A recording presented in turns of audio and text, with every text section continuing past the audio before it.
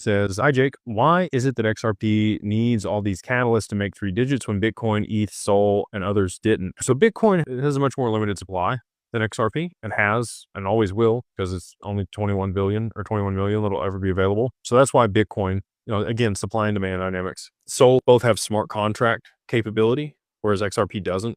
We might end up getting hooks migrated to the mainnet where it has lightweight smart contracts like XLM. XLM, you also haven't seen a huge price rise in that, even though they've implemented Soroban smart contracts. There's been a bunch of other things that have tied up those tokens that limit the supply. And now we have that same dynamic playing out for XRP with the spot ETFs that have launched. You've got, collateral or capital that's being held for the commodities trading.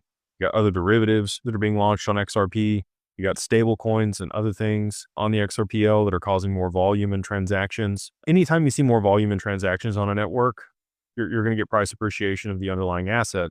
And so, Solana and Ethereum, because of the smart contract capability they had on those networks, NFTs were huge on those networks. We really didn't get a whole lot of volume for NFTs on the XRPL and adoption here. And then you've also seen a bunch of other smart contracts developed in Python and Solidity and on Solana that have real world, some real world application. The lending protocols also have, tied up a bunch of the supply. We have XLS 66, which will be borrow lend native on the XRPL, which I think will also, cause XRP to be locked up and less be available, and less supply and more demand means higher price.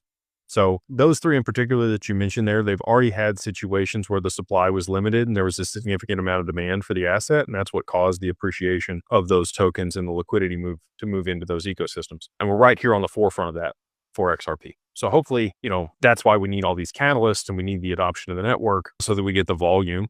And